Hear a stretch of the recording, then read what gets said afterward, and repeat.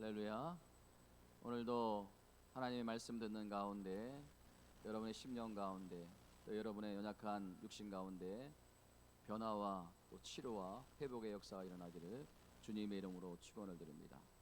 이 목사의 간절한 한 가지 소망은요, 누누이 말씀을 드렸지만 여러분 모두가 행복해지는 거예요. 아멘.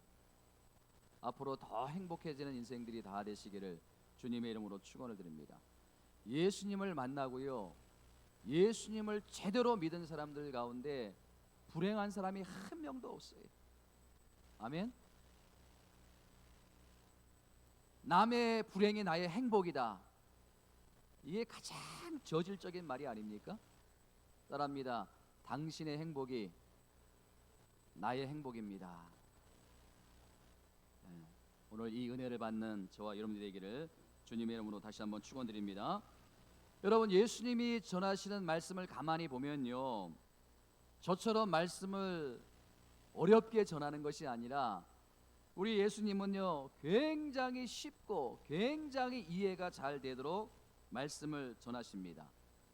그 헤르몬 호온이라는 그 저자가 쓴 예수님의 교육 방법론에 보면요, 그 책에 보면요, 예수님은 그 누구나, 노인이나 젊은 사람이나 어린이나 다 이해할 수 있도록 당시의 상황과 환경을 잘 활용하시는 가장 탁월한 교육가요, 가장 훌륭한 설교자였다는 거예요.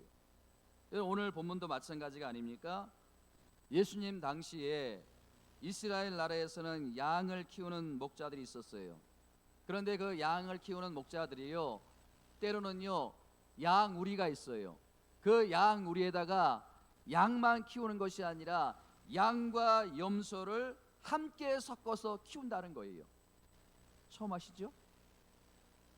왜 그랬는가 보니까요, 양의 습성 때문에 그렇다는 거예요. 양의 기질 때문에 그렇다는 거예요. 양은요, 그 무더운 더위에 서로 몸을 맞대고 뭉쳐 사는 것이 버릇이에요. 여러분, 그 중동의 한낮이 태양볕이 얼마나 뜨겁습니까? 얼마나 덥습니까? 그렇지 않아도 그 두꺼운 털옷을 입은 그 양들이 그것을 뒤집어 쓰고 있는데, 양들이 서로 몸을 움직이지 않고 비비고 있으니까 그 뜨거운 더위에 이건 잘못하면 질식사하는 것이 아닙니까? 그렇기 때문에 양우리에 양과 염소를 같이 넣는다는 거예요. 여러분, 염소의 특징이 뭔가요? 염소의 특징이 뭐예요? 염소는요, 귀에만 있으면 들이박는 거예요. 가만히 있질 못해요. 그냥 옆에 누가 있으면 가서 들이박는 거예요. 이리 들이박고 저리 들이박고. 그러니까 여러분, 이 양들의 입장에서는 얼마나 그게 괴롭고 고달프겠습니까? 자기들은 움직이기 싫고, 자기들은 그냥 뭉쳐있는 거 좋아하고, 자기들은 그냥 가만히 있는 거 좋아하는데, 그냥 염소들이 와가지고 들이받고 또 들이받고 막 그러니까 이 양들 입장에서는 얼마나 괴롭고 얼마나 불편하겠습니까? 한편으로는요, 아니 왜 우리 목자께서는 우리만 있는 이 양우리에 왜 염소 새끼들을 집어넣어가지고 우리를 힘들게 만드느냐? 아마 양들이 말을 할 수 있으면요, 목자들에게 막 대들었을 거예요. 여러분, 양의 입장에서는요, 이 염소가 들이박는 것이 굉장히 힘들고 굉장히 불편하겠지만 그게요, 양들을 살리는 일이라는 거예요. 그 양들을 살리는 길이라는 거예요. 여러분, 그러다가 해가 지면요, 또 하나의 문제가 발생을 해요. 또 하나의 문제가 뭐냐면요, 그 중동의 낮에는요, 햇살이 뜨겁기 때문에 얼마나 더운지 몰라요. 근데 밤이 되면요, 기온이 급격히 떨어지는 거예요. 너무 추워지는 거예요. 근데 이 양들이라는 놈들은요, 양털이란 두꺼운 옷이 있기 때문에 괜찮은 거예요. 양 우리에 있어도 괜찮아요. 그런데 이 염소들은요, 잘못하면 얼어 죽는 거예요. 그렇기 때문에 분리를 시킬 수밖에 없어요. 염소 새끼들은 끌어내가지고요, 이제 좀 따뜻한 곳으로, 좀 바람을 막아주는 곳으로, 그 축사로 들여보내야 되는 거예요. 여러분, 이 목자들이 얼마나 지혜롭습니까? 그러니까 이 목자들의 지혜로움을 예수님이 보시고요, 이 본문의 상황을 그대로 우리에게 적용을 시키는 거예요. 여러분, 이 32절 말씀 보세요. 본문 32절 말씀에 보면요, 같이 한번 읽어봅니다. 시작. 모든 민족을 그 앞에서 모으고 각각 구분하기를 목자가 양과 염소를 구분한 것 같이 하고. 낮 동안에는 섞여 있는 그 양과 염소가 이제 해가 지게 되면은요, 정확하게 구분이 된다는 거예요. 양은 양 우리에, 염소는 어디로? 가축으로, 축사로 그렇게 들여보내는. 여러분, 이게 오늘날 우리 마지막 때에 일어날 일들이라는 거. 마지막 때에 이런 일들이 일어난다는 거예요. 양은 양 우리에, 알곡은 알곡으로, 염소는 축사로, 쭉정이는 쭉정이로, 이렇게 마지막 때에는 반드시 구별이 된다는 거예요. 저는 지난 한 주간에 이 말씀을 한 주 내내 묵상하면서 두 가지의 위로를 받는데요. 하나는 뭔가 하면요, 우리가 이 땅을 살아가다 보면 간혹 염소와 같은 사람이 있지 않습니까? 이 간혹 만나면 좋은데, 그 염소가 내 남편이 될 수도 있고요, 염소가 그 내 아내가 될 수도 있고요, 염소가 내 가족이 될 수도 있고, 염소가 내 가까운 누군가가 될 수 있다는 사실이에요. 그러면 여러분, 이게 얼마나 괴롭고 힘들겠습니까? 죽을 때까지 나를 들이박는 거예요. 네? 죽을 때까지 나를 들이박는 거예요. 그러나 여러분, 우리는 오늘부터 그 염소와 같은 분들이 있으므로 감사하시기 바랍니다. 아멘. 왜 감사해야 됩니까? 그 사람이 있기 때문에, 들이박는 사람이 있기 때문에 내가 정신을 차리고 내가 신앙으로 바로 설 수 있기 때문에 그게 감사한 거예요. 네? 나에게 들이박는 사람이 없고, 나를 괴롭히는 사람이 없고, 나를 힘들게 하는 사람이 없으면 내가 너무 편한 거예요. 하나님을 찾지 않아요. 그런데 염소와 같은 사람이 있기 때문에, 들이박는 사람이 있기 때문에 내가 하나님을 찾게 되고요, 하나님을 만나게 되고요, 또 기도하게 되고요, 예배하게 되고요. 하나님이 그런 조치를 취해 주시기 때문에 내가, 여러분들이 이렇게 신앙생활을 하고 있는 것이 아닙니까? 그러니까 여러분, 주변에 염소처럼 들이박는 사람이 있으면 오늘부터 감사하는 저와 여러분들이 되기를 주님의 이름으로 축원드립니다. 또 하나 위로를 받는 게 뭐냐 하면요, 그 고통이 영원하지 않는다는 거예요. 그 양들이 염소들과 함께 있을 때는요, 얼마나 괴롭고 힘들어요. 그런데요, 그 고통이 영원하지 않는다는 거예요. 때가 되면요, 양과 염소를 구분하고 분리시키는 거 아닙니까? 예? 양과 염소를 분리시키는 그날이 온다는 거예요. 여러분, 이게 오늘 우리에게 소망이 되고 희망이 되는 말씀이 아닙니까? 그 괴로움과 그 고통이 영원하게 간다면 우리 너무나 고통스러울 거예요. 그러나 우리를 들이박는 사람이 있지만은 그게 영원하지 않고 때가 되면 양과 염소를 분리한다는 거, 이게 우리에게 얼마나 큰 소망이 되는 말씀입니까? 근데 여러분, 이 본문에서 얻어야 될 더 중요한 교훈이 있어요. 그게 뭘까요? 마지막 심판에 대한 하나님의 경고예요. 마지막 심판에 대한 하나님의 경고. 하나님께서는 우리에게 자유의지를 주셨어요. 여러분들에게 선택의 의지를 주셨어요. 우리가 선택한 것에 대해서는 반드시 평가가 있고 심판의 날이 온다는 거예요. 자, 여러분 32절 말씀에 보니까요, 제일 앞에 무슨 말씀이 나옵니까? 모든 민족을 그 앞에 모으고. 이게 무슨 말씀이에요? 한 사람도 예외가 없다는 거예요. 이 땅에 사는 사람들은 한 사람도 예외가 없다는 거예요. 그러니까 모든 사람은요, 자기가 선택한 것에 대해서 평가받고 심판받는 날이 반드시 온다는 거예요. 여러분, 이게 우리에게 얼마나 두렵고 떨리는 말씀입니까? 예? 그렇다면 주님의 그 심판의 기준이 뭔가, 주님의 그 평가의 기준이 뭔가, 제가 오늘 본문의 말씀을 보니까요, 두 가지의 평가 기준이 언급되고 있어요. 무엇보다도 우선시되는 기준이 뭔가 하면요, 주님과의 인격적 관계성을 본다는 거예요. 주님과의 인격적 관계성을 본다는 거예요. 자, 본문 25장 35절과 36절 바로 그 내용이 아닙니까? 함께 읽어봅니다. 시작. 내가 줄일 때에 너희가 먹을 것을 주었고 목마를 때에 마시게 하였고 나그네 되었을 때에 영접하였고 헐벗을 때에 옷을 입혔고 병들을 때에 돌아보았고 옥에 갇혔을 때에 와서 보았느니라. 여러분, 이 말씀이요 42절과 43절에서 다시 한번 반복이 됩니다. 이 말씀이 너무 중요하기 때문에 이 말씀을 성경에서 특별히 강조하고 있는 거예요. 저는 목사니까요 이 부분을 제 형편과 처지에 적용을 해보았어요. 제가 이 말씀을 묵상하다가 참 재미있는 생각을 했는데요, 교회를 크게 부흥시켜봐야 아무 소용이 없다는 거예요. 하나님의 평가 기준은, 심판의 기준은 다르다는 거예요. 교회를 키워보려고 그렇게 몸부림치다가 하나님과의 관계가 끊어지면 이것보다 잘못된 게 없다는 거예요.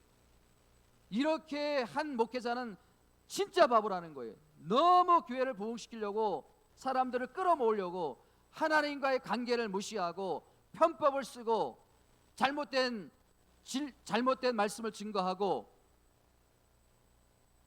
여러분, 하나님은요 이 목사가 몇 명을 끌어모았느냐, 또 몇 명의 성도를 놓고 목회하느냐, 그거 보시지 않아요. 그게 평가 기준이 아니에요. 만약에요 몇 명을 끌어모으느냐, 그거에 하나님이 평가 기준이 있고 하나님의 판단 기준이 있으면 저 같은 사람은 쓰임 받지도 못해요. 여러분 한번 생각해 보세요. 이 땅에 유명한 분들이 얼마나 많아요. 유명한 잘생긴 배우들이 얼마나 많아요. 또 BTS 같은 그런 전 세계적으로 유명한 사람을 하나님께서 환상을 보여주셔가지고 목사가 되었다 그러면요 뭐 1주 2주 안에 몇만 명 모이는 건 시간 문제예요. 예? 그래가지고요 뭐 예배 드리면요 막 그냥 저기서 말씀 전하면 오빠 그러고 저기서 말씀 전하면 오빠 그러고 그냥 이 교회 안에는요 여성도들만 가득 차가지고요 난리도 아니에요. 뭐 현빈이 만약 그렇게 됐다면요 난리도 아니지 않습니까?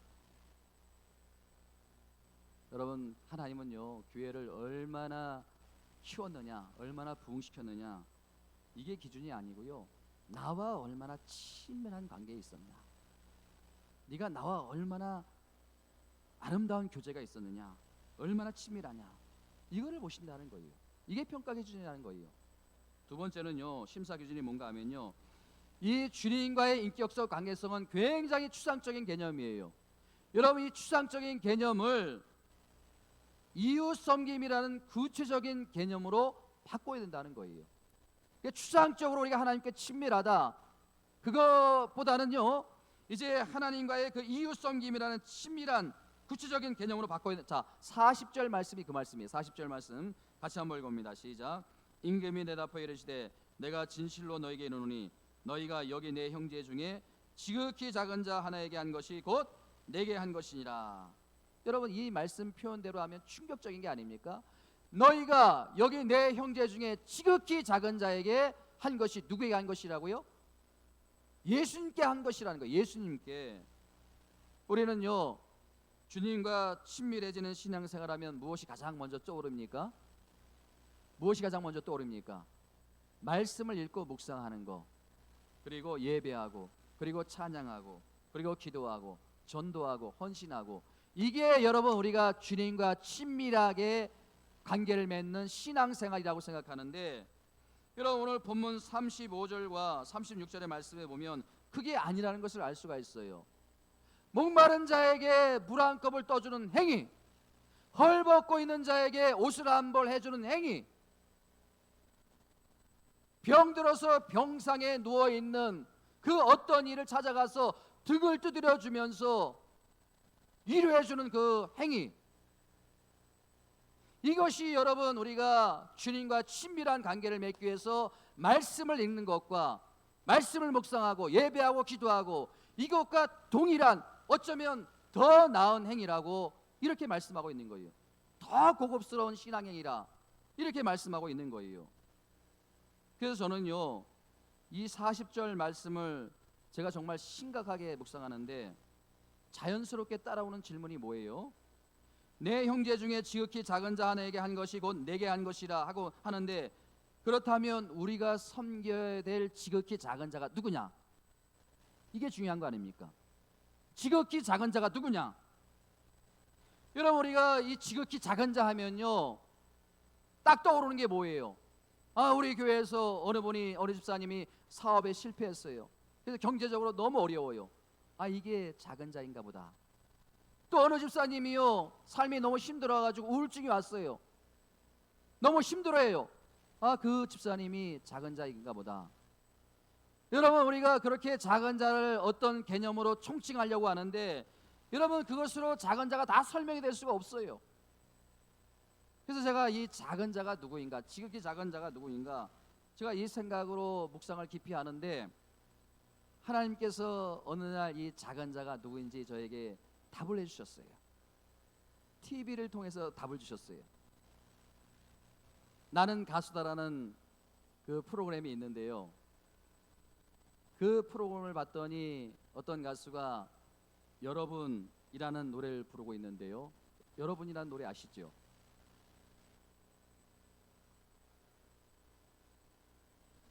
이게 사실은요, 가사로 치면요, 복음성가나 다름없는 그런 가사예요. 그 윤양기 목사님이 동생 그 윤복희 권사를 위해서 작사 작곡을 해가지고 써준 곡이 아닙니까? 그래가지고 서울 가요제에서요, 이것이 대상을 받은 그런 곡이 아닙니까? 여러분, 그 가사를 한번 보세요. 가사를 한번 띄워보세요. 한번 같이 한번 읽어봅니다. 시작. 내가 만약 괴로울 때면 내가 위로해 줄게. 내가 만약 서러울 때면 내가 눈물이 되리. 어두운 바 험한 길을 걸어갈 때 내가 너의 등불이 되리. 내가 너의 등불이 되리. 여러분, 여기서 내가가 누구인지 아십니까? 예수님이세요. 하나님이세요. 제가 그 노래를 듣는데요, 정말 깜짝 놀란 것은 뭐냐면요, 이 카메라가 노래를 부르는 그 가수와 그리고 노래를 들은 그 수천 명의 그 방청객들을 이렇게 비춰주는데요, 그 노래 가사가 그냥 감동이 되어서 그냥 마음을 터치해가지고 눈물 한 방울 흘리는 정도가 아니라, 아니 그 자리에 있던 어떤 여자분은요, 세상에 손수건을 꺼내가지고 엉엉 울면서 눈물을 막 닦는 그 모습이 비춰지는 거예요. 저도 모르게 이 감정이 울컥하더라고요. 그렇게 노래가 끝나고 그 노래 부르던 가사를 인터뷰하는데 뭐라고 말하는가 하면요, 자기도 이 노래를 부르면서 연습하면서 많이 울었다는 거예요. 그래서 왜 우셨습니까? 물었더니 이 노래 가사가 너무 자기 마음에 와 닿더라는 거예요. 자기가 너무 힘들고 자기 마음이 외로울 때 자기 마음을 털어놓을 수 있는 그 누군가가 한 사람도 없더라는 거예요. 너무 자기 자신이 외로워가지고, 그래서 그 노래를 부르다가 어떨 때는 펑펑 울었다는 거예요. 여러분, 제가 그 프로를 이렇게 보면서 새삼 깨닫게 된 게 뭐냐면요, 모든 사람은 다 외롭다는 거예요. 모든 사람은요, 다 고독하고 너무너무 쓸쓸하고 너무너무 외롭다는 거예요. 그래서 그 대중문화의 힘을 새삼 깨닫게 되었는데요, 여러분, 유행가 가사가 이렇게 우리의 마음을 터치하고 또 카타르시스를 유발시키고, 그것이 저에게 너무너무 인상적이었는데요, 근데 여러분, 대중음악은요 딱 거기까지예요. 대중음악의 역할은 딱 거기까지예요. 내가 외롭다는 것을 자각시키고, 그래서 그 외로움 때문에 눈물 한 방울 흘리는 역할까지는 하지만, 그것이 우리에게 근본적인 치료는 줄 수 없다는 거예요. 여러분, 우리의 근본적인 내면의 상함은 말씀으로 들어갈 때, 말씀을 들을 때 치유되는 역사가 일어날 줄 믿습니다. 말씀에 순종할 때 그 복음의 능력이 우리의 내면을 치유하는 그런 역사가 일어난다는 거예요. 그러니까 여러분, 대중음악은요 일시적인 효과에 불과한 거예요. 거기서 눈물을 손수건으로 펑펑 울었다 해서 그분이 치유되는 게 아니에요.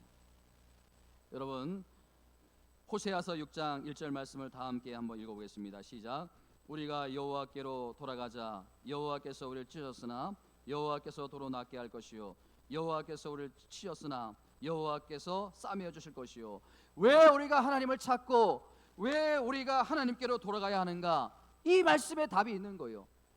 하나님께서 우리 모든 상황을 다 허락하신 거예요. 여러분들이 힘든 거, 여러분들이 어려운 거, 여러분들이 답답한 거 다 하나님이 허락하신 거예요. 하나님이 우리를 찢으셨으나, 하나님이 우리를 치셨으나 누가 우리를 싸매고 누가 우리를 낫게 해요? 여호와께서, 여호와께서, 여호와께서, 여호와께서, 내가 하나님이 하신다는 거예요. 어제 아침에 제가 잠깐 TV를 보는데요, 위대한 그 선지자, 성경 선지자 모세, 더 바이블 모세라는 그런 그 영화를 보면서 제가 감동을 받았는데요, 그 모세를 보니까요 굉장히 나약하고 연약해요. 그래서 하나님께서 부르시지 않습니까? 부르셔가지고요 이스라엘 백성들을 가나안 땅으로 인도해 낸다고 하는데, 세상에 그 하나님의 말씀을 믿는 사람이 아무도 없어요. 이스라엘 백성들도 믿지 않고요, 심지어는 모세도 믿지 않아요. 하나님, 나는 못합니다. 나는 입이 뻣뻣하고 나는 혀가 둔해서 나는 말도 못합니다. 나는 너무 나약하고 나는 너무 연약합니다.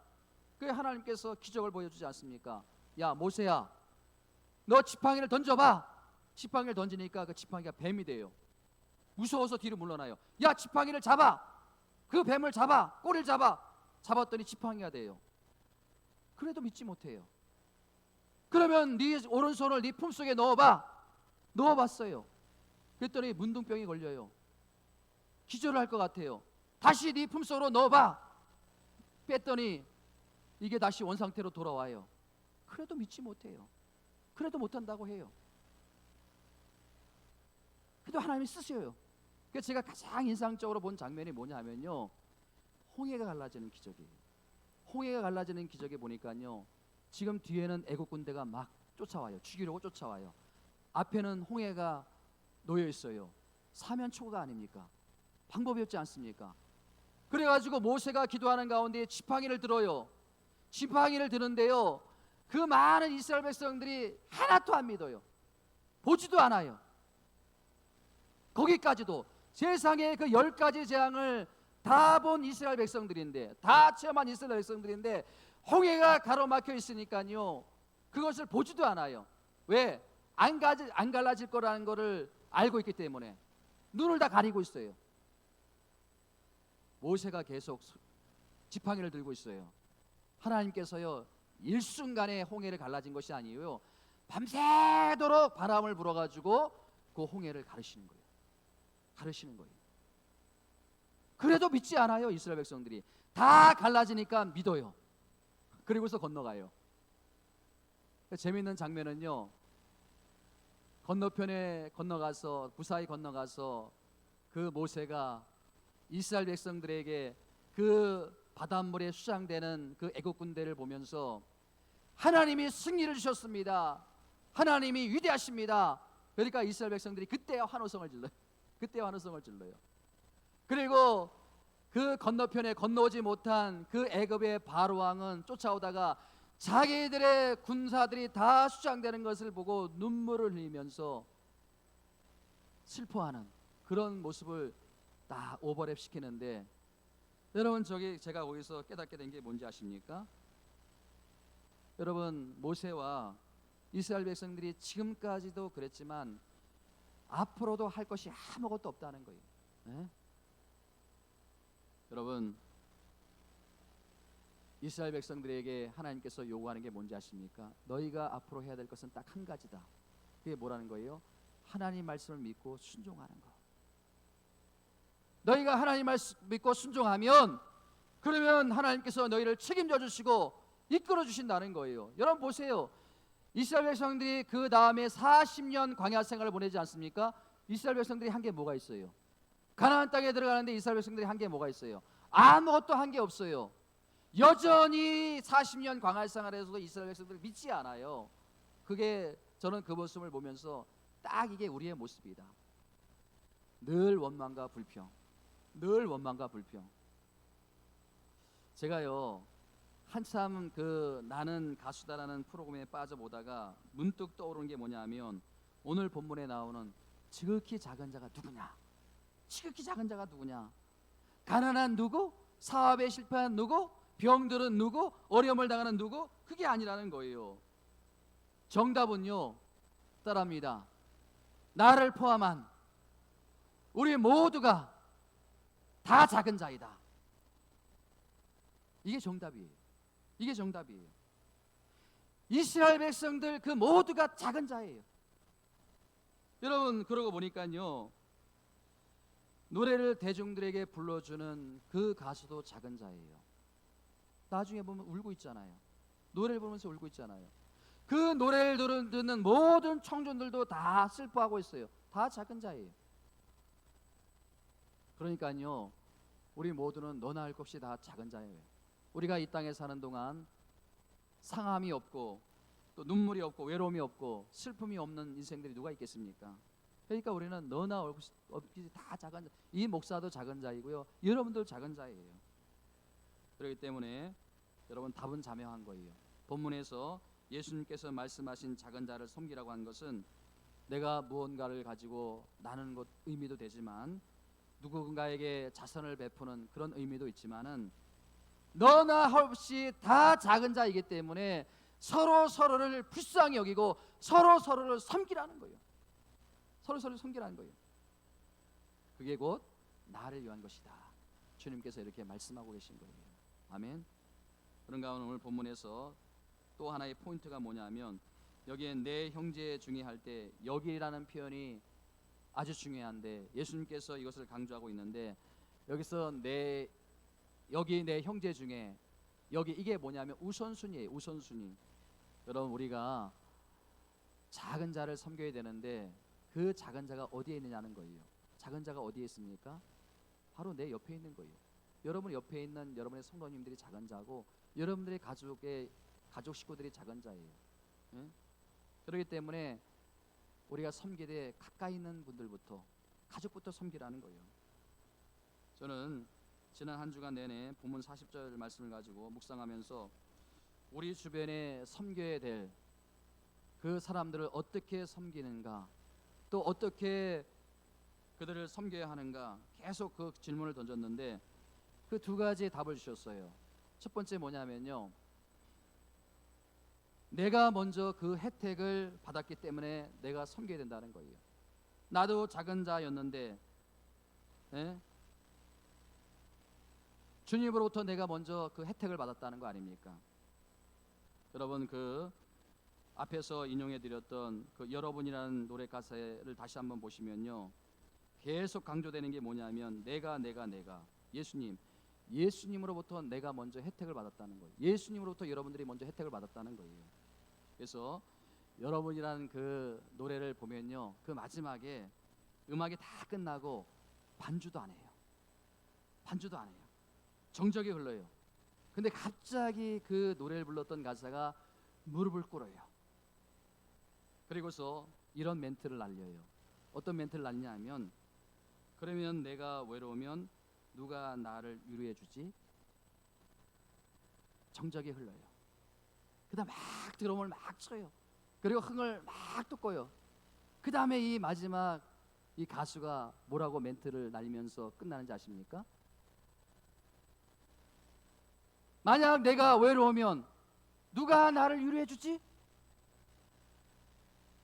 마지막으로 여러분이, 바로 여러분이. 그러면서 노래가 끝나요. 바로 여러분이, 바로 내가. 이게 여러분 주님이 우리에게 주시는 마지막 사명이라는 거예요.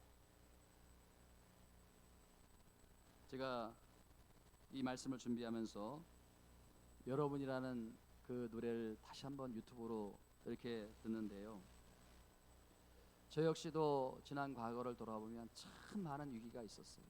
너무나 많은 위기가 있었는데 그때마다 하나님이 보호해 주시고 하나님이 지켜주신 그런 일들이 너무 많은 거예요.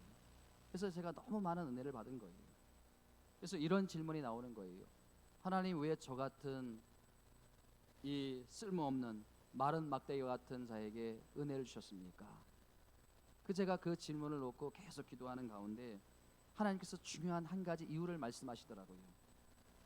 내가 평소에 꿈꾸는 교회, 이 낙원제협회교회가 믿는 사람들에게만 칭찬을 받는 것이 아니라 믿지 않는 많은 사람들에게 칭찬을 받는 교회로 세우라. 이게 제가 먼저 받은 혜택이더라고요. 그래서 저는 여러분 작은 것부터 실천하고 있지 않습니까? 큰 궤도 할 수 없는 그 4대 절기 헌금을 50%를 그 어려운 이들을 위해서 쓰는 거, 이게 여러분 쉬운 일이 아니에요. 결코 쉽게 결정할 수 있는 일이 아니에요. 그리고 씨앗 헌금, 장학 헌금, 예? 얼마나 뜻이 있습니까? 여러분, 이 이웃을 이렇게 섬기고 이웃에게 나누는 것이 우리 교회 존재 이유예요. 그리고 제가 개척한 이유기도 하고요. 다른 이유가 없어요. 여러분, 그 마지막 노래 가사 우리에게 주시는 주님의 음성으로 들어야 됩니다. 내가 외로우면 누가 나를 위로해 주지? 누구라고요? 바로 너, 바로 너, 바로 나. 주님이 딱 지정해 주시는 거예요.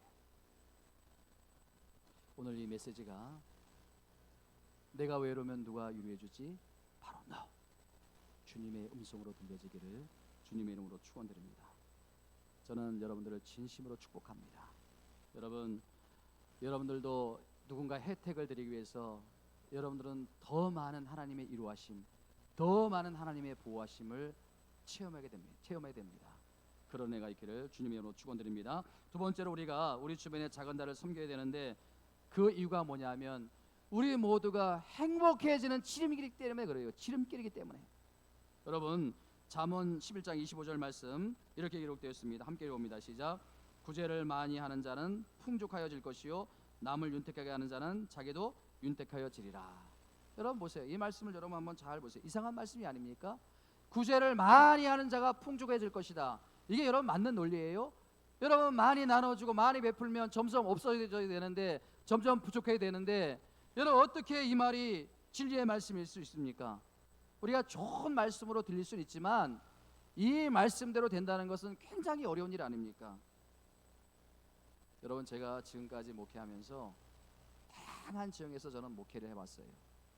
주로 서울에서 저 강북 지역에 가서 목회도 해보았고요. 또 강남 지역에 가서 목회도 해보았고요. 또 저쪽 구로, 천호동 여러 곳에 가서 목회를 해봤는데, 제가 심리학자로 통계를 낸 것은 아니지만 제가 25년 가까이 목회해 보니까 정말 뚜렷하게 나타난 게 뭐냐면요, 가난하고 낙후된 지역에 사는 사람일수록 그 표정이 굉장히 밝다는 거예요. 예배도 굉장히 뜨겁고요, 찬양도 뜨겁고, 또 기도도 뜨겁고. 이유를 저는 잘 모르겠어요. 왜 그런지, 왜 그런 지역에 사는 사람들의 예배가 뜨겁고, 왜 그런 지역에 사는 사람들이 찬양이 뜨겁고 기도가 뜨거운지. 게다가 그렇게 어려운데, 그렇게 힘든데 남을 돕는 일들에는 늘 앞장을 서요. 늘 먼저 해요. 그런데요, 잘 사는 지역에 사는 사람들을 보면요, 그렇지가 않아요. 가만히 보면요, 이 말씀을 머리로만 담아요. 굉장히 똑똑하고 굉장히 계산적이에요. 여러분, 이 머리에서 이 마음까지 몇 센치예요? 몇 센치예요? 30cm밖에 안 됩니다.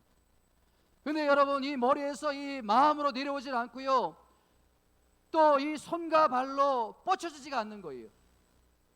어떤 권사님이 이 머리에서 마음으로 내려오는데 몇 년이 걸렸다고요? 30년이 걸렸대요. 여러분, 자신을 위해서, 여러분의 자녀들을 위해서 지금까지 열심히 사셨는데 행복하세요? 행복하세요? 제가 어려운 동네 사역을 해보니까요, 너무 맑고 행복해 보이는 거예요. 예배가 뜨겁고 기도가 뜨겁고요. 그리고 무엇보다도요, 그 마음이 굉장히 따뜻해요. 마음이 굉장히 따뜻해요.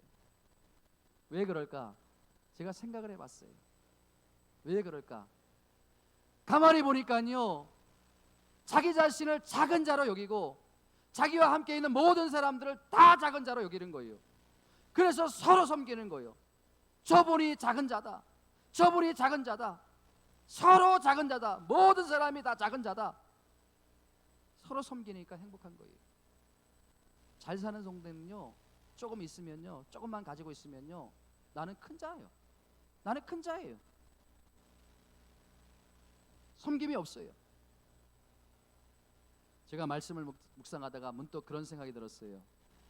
우리 예수님은 이 땅에 오셔서 불행하셨을까, 행복하셨을까? 여러분, 우리 예수님께서 이 땅에 오셔가지고 얼마나 많은 고초와 어려움을 당했습니까? 밥을 제대로 먹었습니까? 잠을 제대로 잤습니까? 지난주에도 말씀드렸지만 인자는 머리 둘 곳이 없다. 날아가는 새도 둥지가 있는데 인자는 머리 둘 곳이 없다. 갈 곳이 없다. 마음 둘 곳이 없다. 예수님은 불행했을까요? 행복했을까요? 예수님이 불행하셨다면 우리가 예수님을 믿을 이유가 없지요. 여러분, 예수님은요, 그 누구보다도 행복하셨어요. 그 십자가의 마지막 십자가에 달리시면서 뭐라고 예수님께서 말씀하셨습니까? 다 이루었다. 나는 너무 행복했다. 여러분, 예수님이 이 땅에 오신 목적이 뭡니까? 마태복음 20장 28절 말씀 다 함께 같이 한번 읽어봅니다. 시작. 인자가 온 것은 섬김을 받으려 함이 아니라 도리어 섬기려 하고 자기 목숨을 많은 사람들의 대속물로 주려 함이라. 섬길 때 행복했다는 거예요. 섬길 때 행복했다는 거예요. 섬길 때 바로 내가 행복한 인생이 된다는 거예요. 여러분, 이것은요, 많은 그 행복학자들과 심리학자들을 통해서 검증된 사실이에요. 여러분 보세요. 과외비를 위해서 몇백만 원씩 쓰는 그 부모님들, 또 가정에 보면요, 그 애완견을 키우는데 뭐 10만 원씩 막 쓰는 거에 대해서 아무렇지도 않게 생각하는 분들이요, 그 아프리카 죽어가는 그 어린이들 보면서 단돈 10,000원 내지를 못해, 그 10,000원 내는 걸 벌벌 떠는 사람들. 여러분, 그렇게 아끼고 저축하셨는데 행복하세요? 저는 오늘 두 가지 말씀드렸습니다. 첫 번째, 우리가 작은 자를 섬겨야 할 것을 주님께서 강조하셨는데 왜 강조하셨냐면 내가 그 혜택을 먼저 받았기 때문에. 그 다음에 또 뭐라고요? 그 길이 행복을 위한 지름길이기 때문에 그렇다는 거예요. 저는 오늘 말씀 한 가지를 더 드리면서 마무리합니다. 여러분, 그 해피다트 운동이라고 아시죠? 해피다트 운동, 해피다트 집 지어주는 거 아닙니까? 그 집 지어주는 운동인데 그 해피다트 운동을 처음 시초한 분이 누구냐면, 총재가 누구냐면 밀라드 풀러라는 사람인데 60년대 미국에서 100만 장자의 갑부였어요. 사업이 너무 잘 되는 거예요. 하는 일마다 너무 잘 되는 거예요. 그래가지고요, 그날도 사업이 너무 잘 돼가지고 저녁 늦게까지 일을 하고 집으로 왔는데 세상에 그 아내하고 그 자녀들이 집을 나가버렸어요. 편지를 하나 써놓고 나가버렸어요. 그 편지의 내용이 어떤 내용이냐 하면요, 오늘 밤에도 돈을 세시오. 오늘 밤에도 돈 벌 궁리를 하세요. 필요 없는 우리는 당신 곁을 떠나가겠습니다. 집을 나가버렸어요. 그래서 이분이 너무 충격을 받아가지고요, 그 가족들을 찾아갔어요. 찾아가가지고요, 용서를 구했어요. 그리고 이 사건을 통해서 이 양반이 충격을 받았어요. 그래가지고 큰 깨달음을 얻어가지고 그렇게 잘 되는 사업을 다 정리를 했어요. 대저택, 호숫가에 딸린 별장, 고급 수용차, 모든 재산 다 팔아가지고 아프리카 촌 가서 선교 활동을 몇 년 하다가 돌아와가지고 이 해피다트 그 운동을 벌이기 시작한 거예요. 전 세계적으로 76개국에 그 지부가 설립, 우리나라도 있지 않습니까? 20만 채의 집을 이 밀라드 총재가 이런 고백을 했어요. 어떤 고백을 했냐면, 물질적 부를 가난한 자에게 나눠줄 때 진정한 행복을 누릴 수 있다는 것을 제 아내와 아이들이 집을 나갔을 때 깨닫게 되었습니다. 여러분, 이런 충격요법이 아니라 여러분 모두가 하나님의 말씀을 통해서 깨닫게 되는 그런 애가 있기를 주님의 이름으로 축원드립니다. 여러분, 내가 자꾸 움켜질 때 그것이 행복해질 것 같지만 그것이 우리의 행복을 가로막는 장애물이 될 수 있다는 거예요. 우리의 손에 들려진 것이 정말 그 작은 도시락, 그 오병이어의 기적을 베풀었던 그 작은 도시락 같지만은 그것을 내 손에 들려있다는 것이 아무것도 아니지만 주님의 손에 들려줄 때, 나누고 베풀 때 이런 오병이어의 기적이 저는 여러분의 삶 가운데, 인생 가운데 일어나기를 주님의 이름으로 축원드립니다. 오늘 이 말씀을 생각하며 우리 찬양 드리기로 합니다.